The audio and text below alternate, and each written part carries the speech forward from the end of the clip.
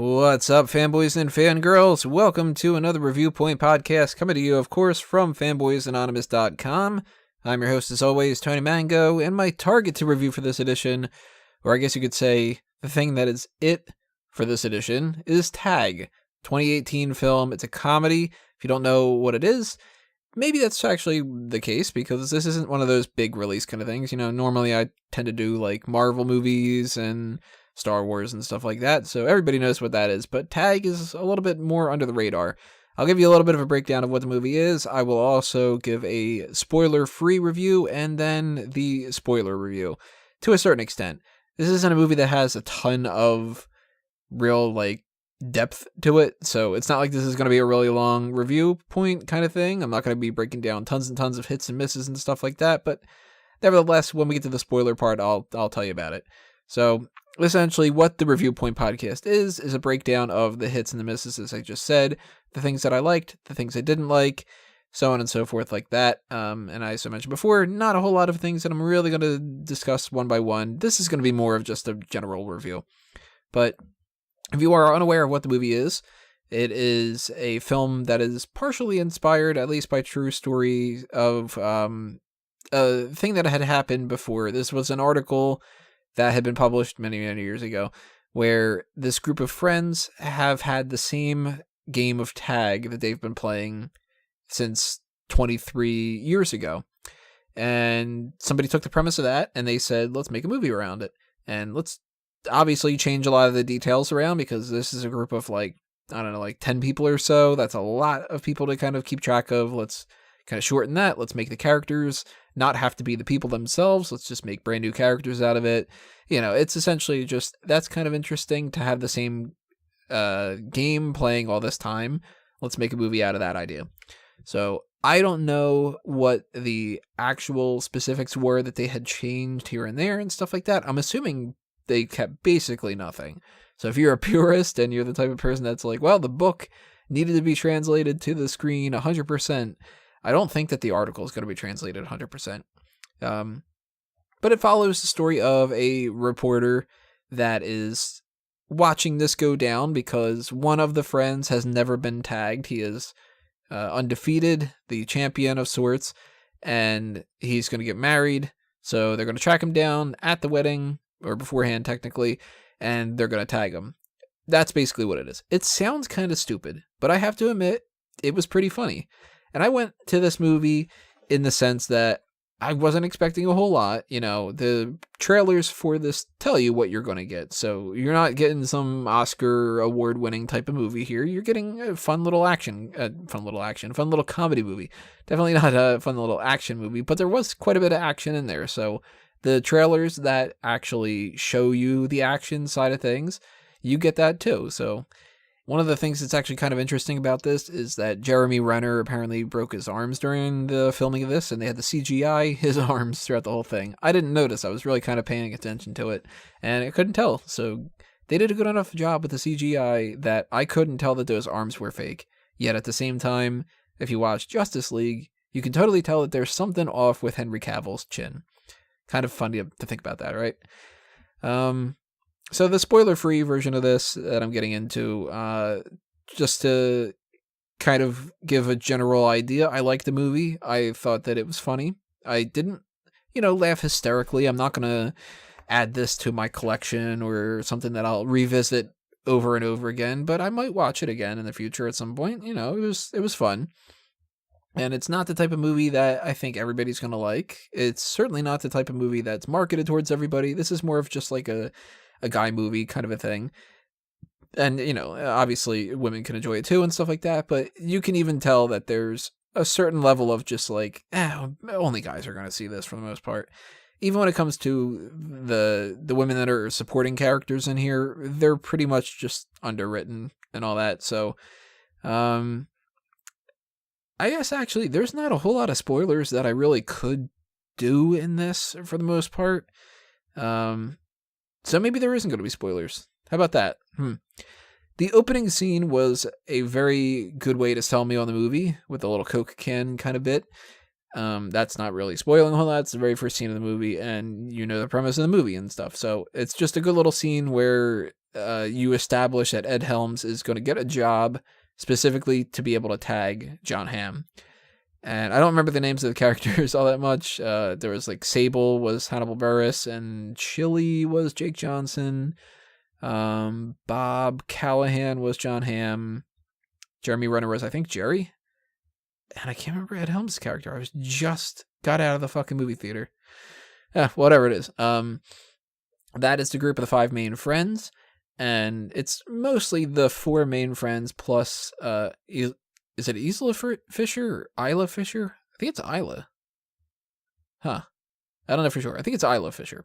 Well, Fisher is kind of like the new 5th person, because Jeremy Renner's character is not really in the mix all that much. But out of these 6 main characters, and then there's the reporter, the 6 main ones I really liked a lot. Ed Helms played the same type of character that Ed Helms tends to play a lot. Like, he's he's got a business, he's got a family, that kind of a thing. But he was at least a little bit of the straight man when he needed to be, so that was good. Not always a straight man, though, so that was good, too. John Hamm's character was kind of a pompous asshole, and he played that part to a T. Jake Johnson was like the stoner, and Brian Dennehy was his dad. That was kind of a random thing that just popped up in that one scene. He's the stoner. He's like the fun one more than anybody else. He was my favorite character of the bunch for sure. Hannibal Buress was basically Hannibal Buress, and if you like him, you like him. If you don't like him, maybe you didn't like his character all that much, but I thought that he was fine. I liked pretty much all of his jokes, like his existential crisis kind of stuff. I liked those bits quite a bit. Jeremy Renner's character, he was like the jock and the athletic super spy kind of the bunch, and that was a fun trip to go down when it comes to like the traps that he would set and everything like that. And they did this method of like the action sequences where he's analyzing everything, and it's kind of like Sherlock Holmes with Robert Downey Jr., so that was actually pretty funny.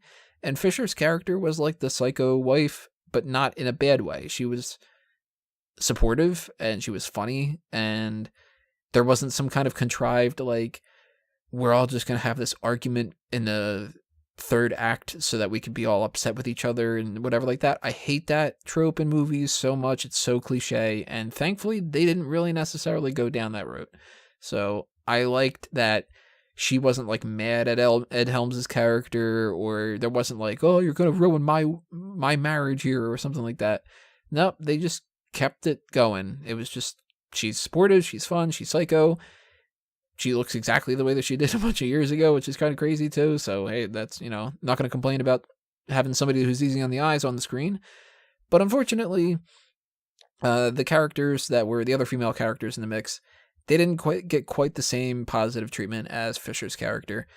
Annabelle Wallis's character, Rebecca Crosby, she's just exposition. And it's a functional role. Like, somebody has to play it, so I was fine with that, but I would have liked to have seen some kind of character traits given to her at some point. But nobody's really watching this movie for the reporter side of the story. She's there for people to explain things and to give that kind of audience point of view of, like, this perspective of, like, you guys are all fucking crazy, like, that kind of a thing. Leslie Bibb's character, I'm not supposed to really like, so that's kind of a win, I guess, because I didn't really like her all that much, but I'm not, you're not supposed to really, really like her all that much crazily, and, it's just something to think of. Rashida Jones, she was just there. I have no problems with her, but her character was basically just something for Jake Johnson to have a goal for, and that's a little bit weak, so she got a paycheck. Hey, I can't blame her for doing it. Probably had fun on the set.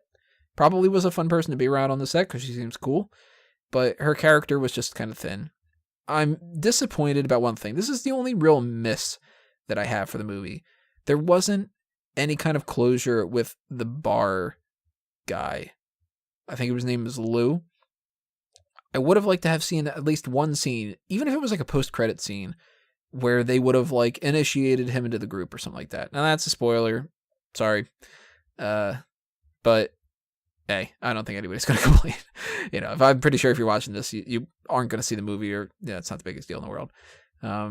That's my only miss, really. The use of music here and there was kind of interesting. Nothing to complain about there. The characters I liked a lot, as I said. special effects and the action sequences and stuff like that. That was all perfectly fine. And just the basic generic plot. Just a bunch of friends playing this game of tag, and that's how they stay friends. It's exactly what you were pitched. There's no weird changes. There's no like, oh, they marketed this as something that it totally isn't, like Coyote Ugly. I liked it. I would say that if I have to do see it or skip it, hit or miss, I'd say it's more on the hit side, see it. But I know that it's not for everybody. So if you don't see this one and you end up skipping it, you're not skipping too much. It's not like it's the end of the world. And people are going to be talking about this on their AFI top 100 list or anything like that. So, hey, if you want to watch a movie that looks like the type of movie that's advertised on the trailers here, watch it. And I think that you'll enjoy it. So I think that's it that I have to say about it. Like I said, pretty short review. But I want to know what you guys have to say about it if you've seen it. Drop a comment below and tell me what you think.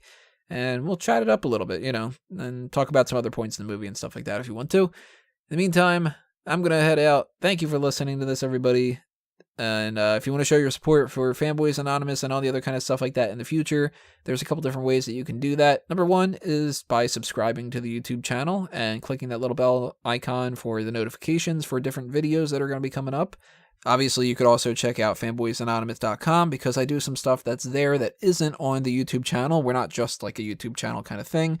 6 Flicks Picks and Fanboys Fix It and, some other things that are like that.